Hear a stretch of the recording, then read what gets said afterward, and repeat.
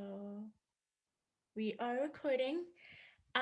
Hello everyone. My name is Isha. I am the Vice President of External Relations for Women and Minorities in Economics, and I would like to give a very warm welcome to Mr. Karafin. He is the Vice President of Policy and Economic Research for the Regional Chamber of the City of San Diego.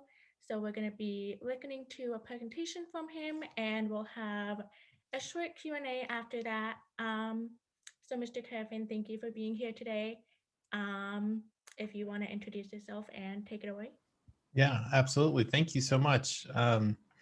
You know, I I've had several different jobs over the last about a decade in economics. So I'm more than happy to speak to each one of them, and I'll give you a little bit about me personally. But what I'd like to do is anyone that has any questions at any point, go ahead and interrupt me, and we can leave plenty of time for Q&A. But um, I'm just very aware that if I'm not getting any feedback from you, then I might be going in a direction that's not interesting to you. And, I'd hate to um, make poor use of our time together. So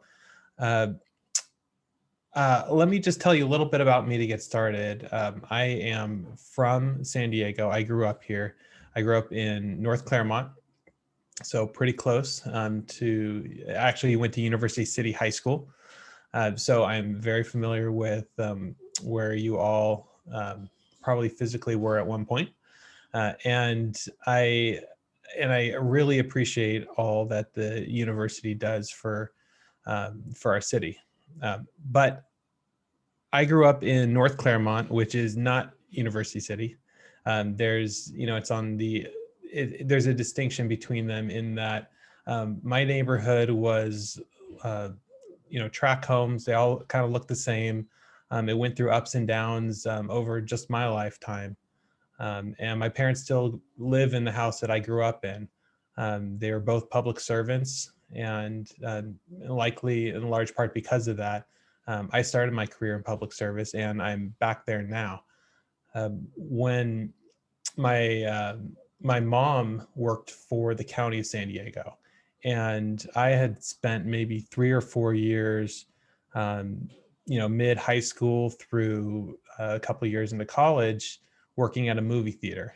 And one of the responsibilities my mom had was physically delivering a packet that had to be signed by some county executives.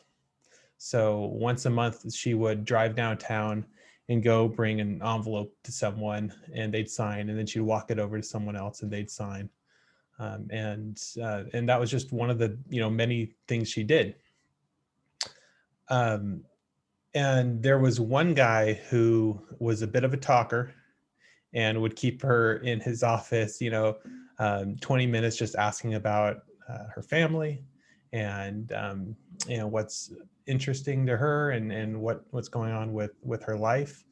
And they became friends, and she would tell him about me, and his response was consistently, what's why is he wasting so much time?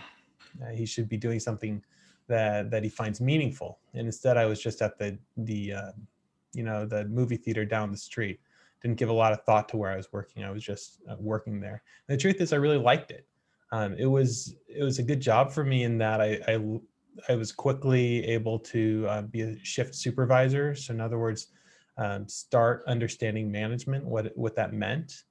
I was able to kind of fall in love with work because I was good at it. It was something simple, but I was good at it. So I did, I was a projectionist, and I ran the snack bar and all that, all the little stuff, but I was good at it, and I didn't push myself. I just kind of stayed there. But in the process, over those, few years, I really fell in love with work, with the idea of work, with the independence that it brought. Um, so when the county executive um, came across an internship, a student worker position at the county of San Diego, he brought it to my mom's attention. And the truth is, I probably went after it because it paid better, which is really silly. As a student worker, you'd think it would be paid almost nothing. But they, it paid pretty well. It was like, at the time, it was 2000, I don't know, 2007. And minimum wage was like 6.75, 7.25, somewhere around there. And it was something like $15 an hour. And for me at that time, it was huge.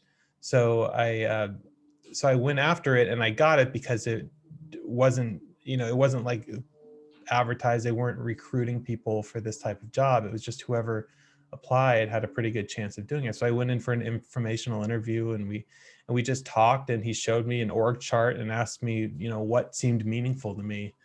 And that was when I kind of moved from uh, being in love with the idea of work because of what it brought, the independence and meaning, to the idea that you can work for the public good. About the same time, I was a business major at San Diego State.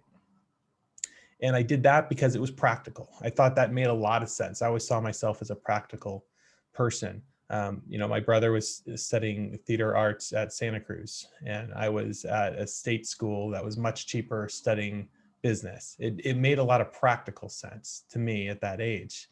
And what actually ended up happening was there was a professor, he's still there, Dr. Balsden at San Diego State, an economics professor, teaching 101, 102, something like that.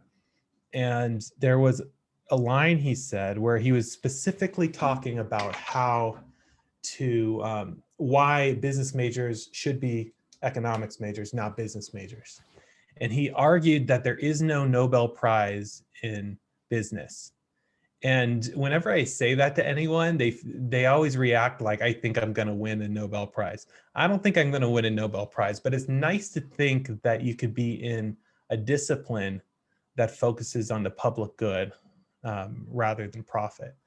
Now, at the same time, since then, I've served on the Workforce Partnership Board. I've represented businesses as a lobbyist. I've been a lead head of public policy for one of the most influential policy organizations in San Diego. I've done a lot of different things that all relate to economics from different perspectives. But all of it is kind of influenced by that love of work that I developed at my first job, and the preference for talking about the public good that I learned from economics and my first my first internship. So I held on to that internship for 3 years on and off as I went to grad school at UC Santa Barbara, and I got a master's there, and I actually graduated in '08. And my first job, I got exactly what I wanted, which was a small consulting firm in the Bay Area, where I got to work on a bunch of different projects for a bunch of different government agencies, without just being in one position and just learning one thing really well. Instead, I was able to consult, which meant I got to do a lot of different things, but also develop a repertoire of different analysis skills. So that was kind of where I started my career. I was there for 2 years, and I ultimately met my now wife there. And when I saw an opportunity for her to move down to San Diego and for us to move down together, I took it. So we moved in 2010. So all of you are in one way or another studying economics. Is that right? Yeah. Can anyone tell me what happened around the point that we moved from the Bay Area to San Diego and both quit our jobs? Recession. Yeah, it was a huge recession, right? Yeah. And it was probably a bad time to move, but we did it, and I within a few months, I found another small consulting firm out of Carlsbad, and I took less money than I was making before.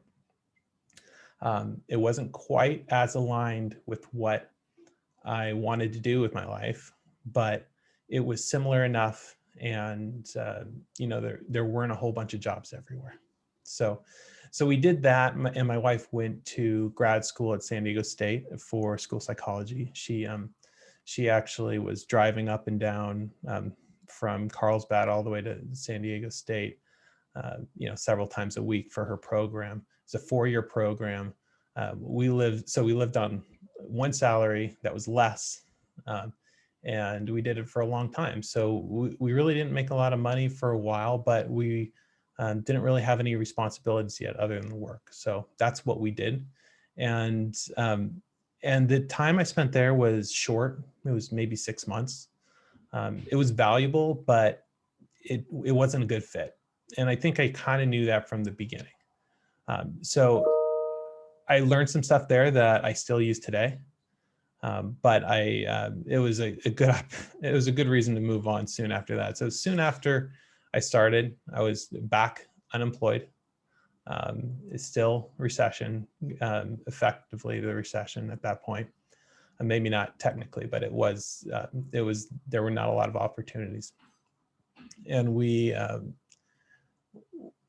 were basically just trying to find some way to find meaning in the work that we did again. So while she was becoming a school psychologist, I was taking, again, less money at the next opportunity, but it was doing exactly what I wanted to do, which was working for the Taxpayers Association. So doing economic policy, actually a policy organization. And at the time, the Taxpayers Association was led by Lonnie Lutar, who was a leading policy voice. Now she's a leading lobbyist in town. But at that time, it was an excellent opportunity to actually use my education, the experience I had to testify in front of council and to meet with council staffers and to regularly try to shape the way not only policy leaders thought about the economy and the way their policy impacted the economy, impacted families financially, but also how it impacted so not only how the policy leaders thought about it, but also how the public thought about it. So I got the opportunity to take some of the skills I learned from consulting and do economic impact reports and demographic analysis and all of that. This time, not so much for government agencies, but more for businesses that wanted to talk about the value they're bringing to the community they serve. One of them in particular, I got to do a economic impact analysis on San Diego Zoo Global. So the zoo and the safari park, and we got to look at, yes, where they're buying, the food for the animals from and demonstrate how it's creating jobs, but also just what percentage of their visitors are coming from out of town and what percentage of them are coming for the zoo, and then they do other things while they're there. So we got to talk about the value, not only to San Diegans, but also what kind of jobs it's creating for San Diegans. So that's the way I transferred into public policy, doing this kind of wearing two hats. One is a consultant and bringing revenue in for the nonprofit that I was working for. And then on the other side, getting to represent our members and also taxpayers at large, arguing for more efficient government and all of that type of stuff. So I was there for about 4 years. I said I took less money. What I didn't say was I started by taking $0. I wrote letters. I walked into to about 3 or 4 different organizations that I identified as the ones I wanted to work for. And I offered to volunteer. And the one that took me up on it was Lonnie. And she took me up on it because I had applied for a job before. So we had basically we had one conversation before. She had reviewed my resume. We talked about it. At that point, we weren't going to come to an agreement on compensation because I had a job, so I wasn't willing to take less. And then at that point, I was basically willing to take anything. So I started at the very bottom, making nothing. She quickly hired me on for a few consulting jobs and then for a full-time role. Within 4 years, they had gone through substantial transition, and they were once again going out to find another executive director, another president and CEO. And at that point, they gave me the opportunity to run the organization while they were in between leaders.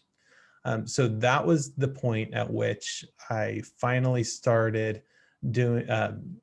I finally started being very public. So before I would work on a project and then I would get to speak to the media about that project. But as soon as I was the one leading the organization, there was media. When I was doing my job right, there was media twice a week, and I had to become an expert quickly on something and get back to the media as soon as possible and not mess it up. There were times where that was really difficult. There was once when there was the city of Carlsbad hired a new city manager, and that city manager was making a lot of money. So they called the Taxpayers Association.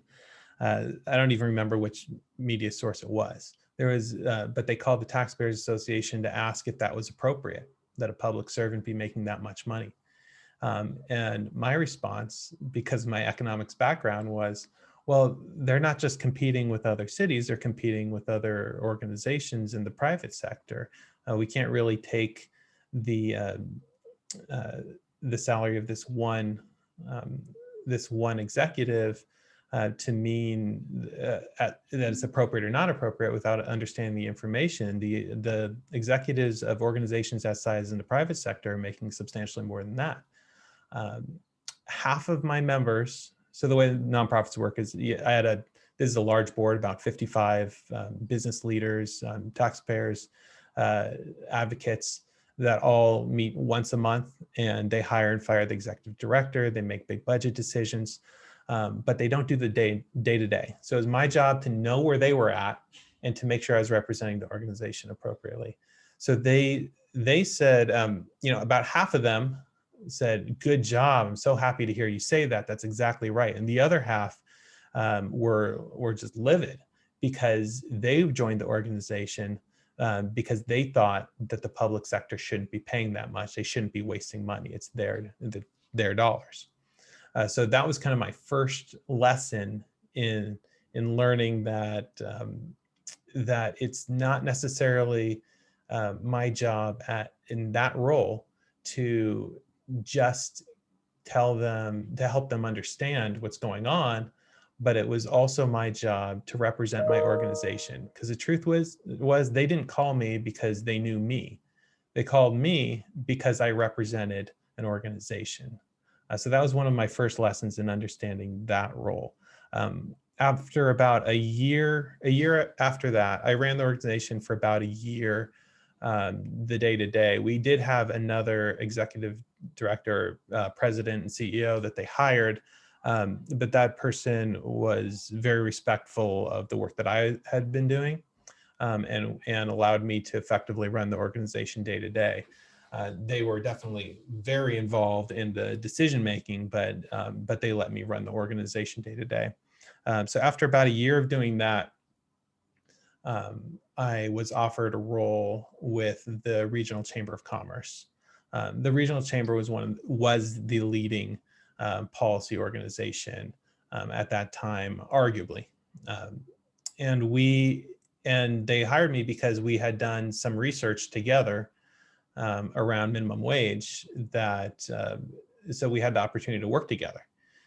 So when they had an open position, they didn't post it or anything. They just asked me to come in and we just had a conversation, and then they offered it to me. They actually tried to offer it over the phone before I took the interview, and I said no, because it was just a big move and it was kind of scary. And my initial reaction was, no, I'm doing, I have a good thing going. And they just kind of kept pushing and started talking about dollars. I had just gotten a raise at my other job, but they were offering more. That was the moment where I started to finally make more than I made at my first job. So the first job out of grad school. I had the opportunity for about 4.5 years, maybe a little less, to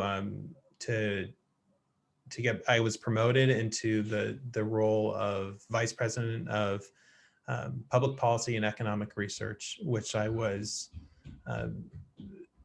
It was one of those jobs that.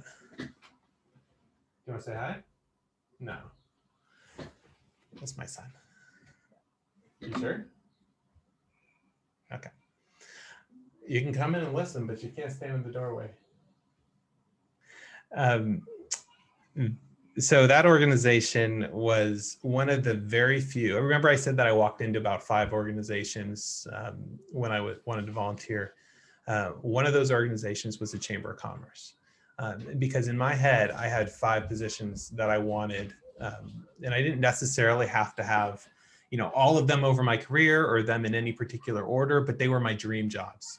And that was being an authority on economics in San Diego. There's not a lot of jobs that you get to do that.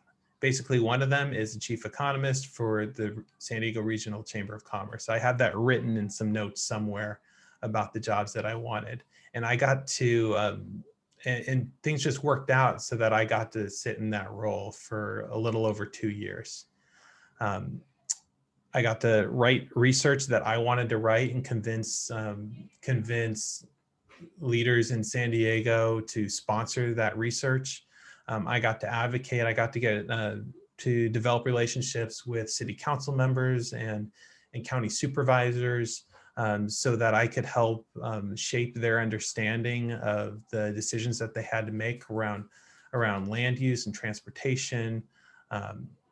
One of the things that I got to do was I helped to I'd like to think that I had an influence on getting council members to vote for a measure to put on the ballot that ultimately raised the salary of future city council members, resulting in higher quality elected officials that we're seeing today.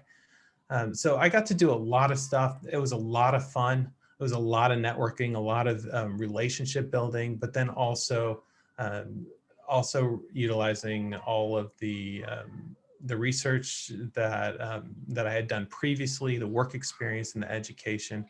And I'm just about to finish up, and so we can move on to questions.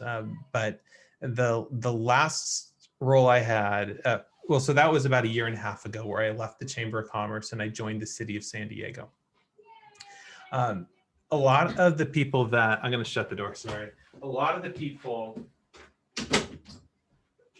that I told when I first shared this with a lot of my mentors, my associates, the people that I work with every day, that I was going to take this job at the city of San Diego, they were actually pretty surprised, because the position I had before was very public.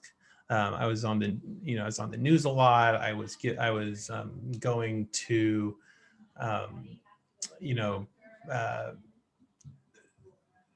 was getting all these opportunities to speak in front of important people that were making important decisions, and I was being recognized for it. That's different from what I do now. Ash, you need to stay out. So the difference between that job and this one is that this one is, again, not a position in which I have to represent the interest of a substantial number of members, but rather that I get to focus on the public good solely. And that doesn't mean that there isn't a lot of politics involved. There isn't a lot of different forces. Ultimately, I report to through several people to the mayor, who still has to work with another branch of government, being the city council, to get things funded. So ultimately, there's still a lot of politics that drive our decision making. And you can call it politics or you can call it leadership. They have different visions and that they have to hash out between them. So the skills I've learned in lobbying and being effectively having to engage in politics, that's still extremely valuable to me now. But at least my day to day is working with small businesses, small business organizations, learning what they need to survive. And I started a year and a half ago, and what an opportunity it's been to start a small business relief fund with a small team, be on the leadership team of the economic development department when businesses are just trying anything they can to survive. I was on so many calls with people that we were unable to give money to for one reason or another, where they were in tears because it's so, they've invested everything they have, their entire retirement is in their business, and they're just trying to survive. And then on the other end, I'm managing programs, or I have oversight over programs in which they have resulted in an incredible amount of investment into our historic commercial corridors. It's the North Parks, the Adams Avenue, San Ysidro. There's so much that defines San Diego. What makes San Diego unique is our small business communities. So it's been incredibly valuable. I've had the opportunity to work in the Promise Zone, which is communities south of the 94, from Barrio Logan to Encanto, trying to create partnerships and go after funding so that they can invest in housing, but also jobs and education and all of the things that impact quality of life in those San Diego communities. So hopefully that gives you a little bit of a sense of who I am and what questions I might be able to answer for you. But I don't want to spend any more of your time just talking at you. I'd really like to hear if there's anything I can answer for you or be a resource for you. I actually have a couple questions. Thank you so much for kind of going through your entire career history. I went on your LinkedIn, so I had some specific questions Great. about some of your experiences, if that's okay. Yeah. So it's actually going all the way back to the beginning, but you mentioned how you went to grad school, and I was just wondering what made you kind of choose that, because I noticed that you said you studied business economics. So what kind of made you choose that versus, I know there's a lot of different concentrations you can choose from. So what made you go with that? So I said that I saw myself as very practical. I still do. I mean, I was looking, this is so nerdy. I was looking at economic data to understand, what types of jobs I could get with an undergrad degree in economics. And they were pretty much, there's a management trainee at some kind of rental car facility. I mean, there was a lot of stuff you could do, and it's not a bad place to start. But with a master's degree, the opportunity, the numbers just changed dramatically. The opportunities became so much more meaningful, and the numbers just went up a lot. The average out of the program that I went to the year before, when I was looking at it, the most recent year they had was $62,000 annually. And I didn't get that. But that's because a lot of people with that degree would go into banking or go into investment, go to an investment firm, something like that. So those numbers were definitely thrown off, but the average just jumped like $20,000 or something. It didn't make any sense not to go to grad school when you look at it like that. I went to a one-year program. That's something that, looking back on it, it's hard to regret it because it was a lot of fun and it got me to the opportunity I needed. But looking back, I don't know why I know why. I shouldn't have rushed it. There was no reason to rush it. Grad school was one of the best times of my life anyway. It was just a lot of fun and it was meaningful. So it was the last time in my life that I got to just focus on me, just focus on learning what I needed to learn to get to where I wanted to be. That hasn't happened since. So I think that answers your question, right?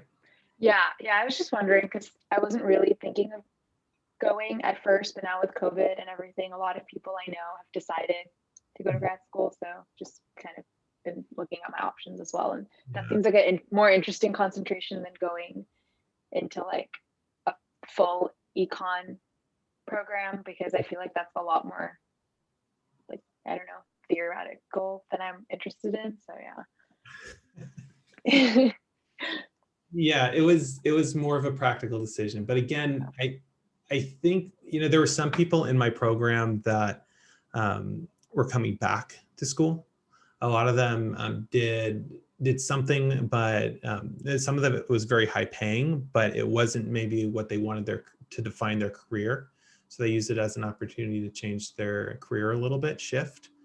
Um, I think I probably would have gotten more out of it if I had waited a couple of years. But it worked for me. So doesn't mean you can't go back and do it again too.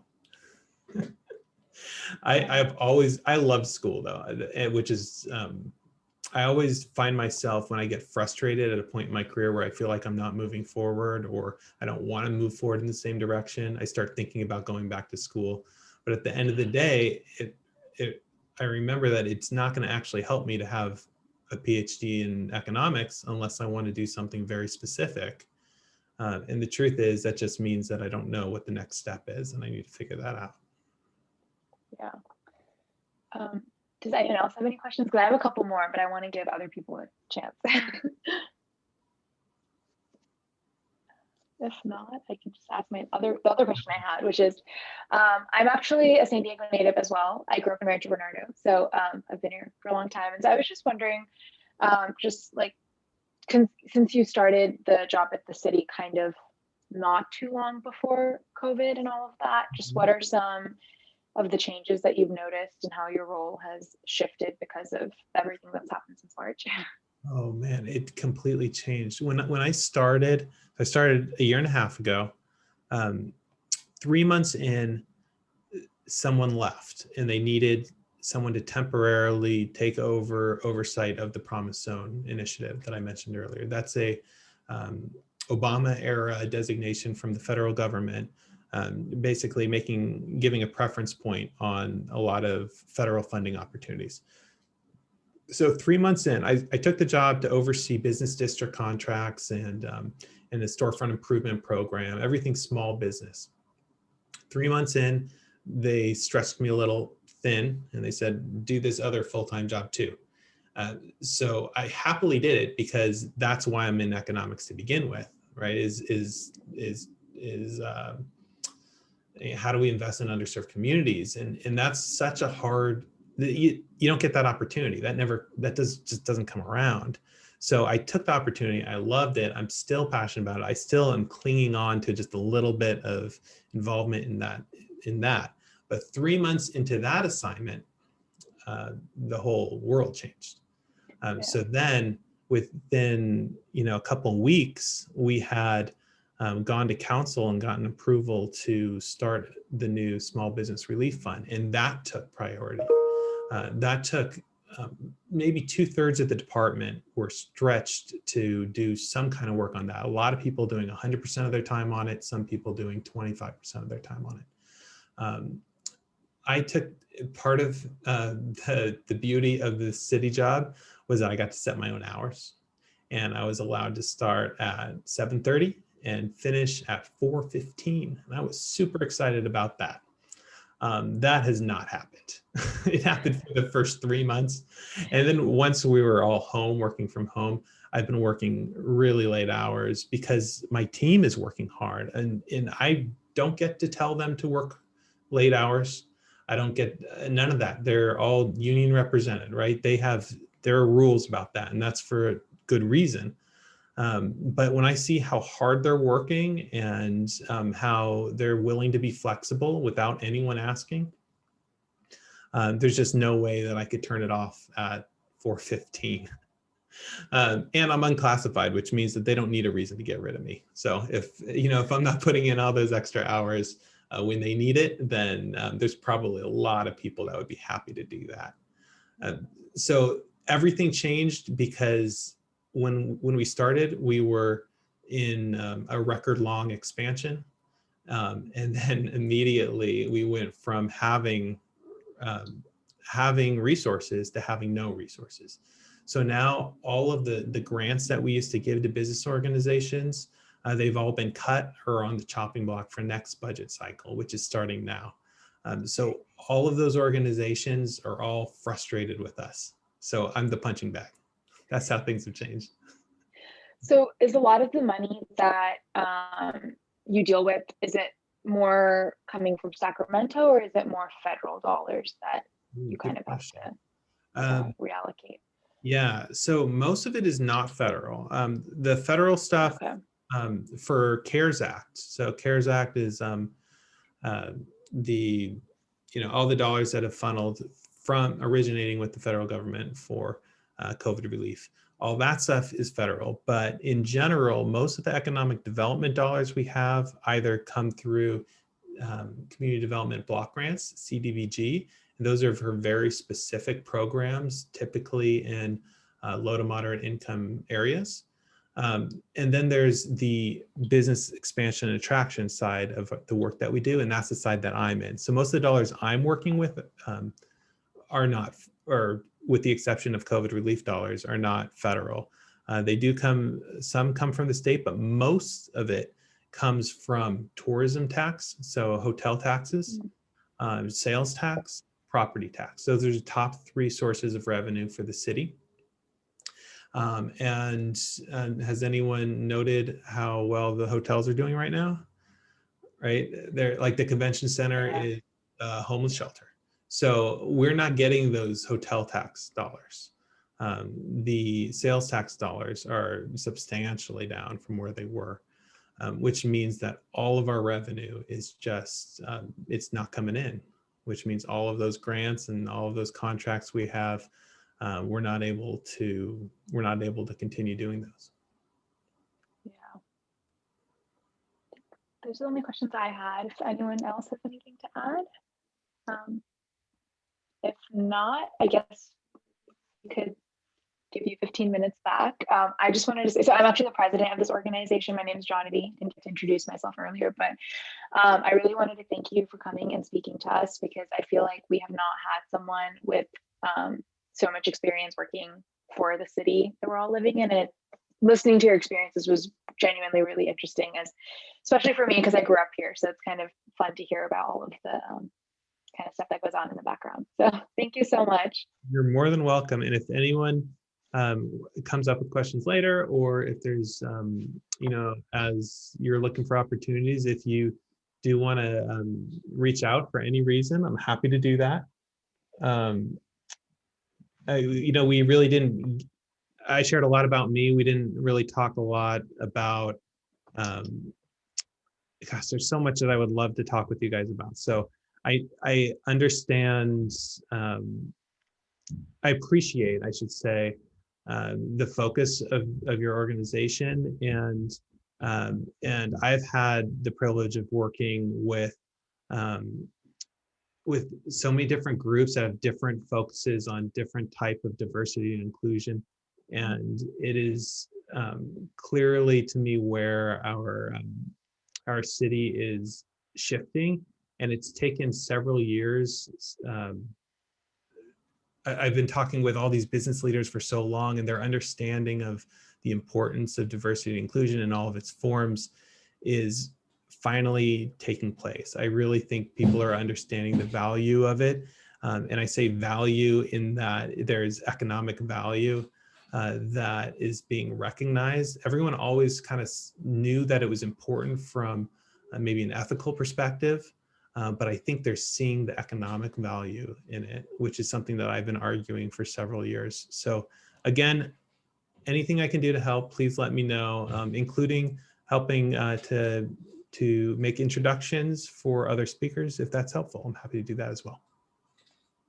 That would actually be really helpful. So maybe we will reach out to you about that in the future. Thank you so much.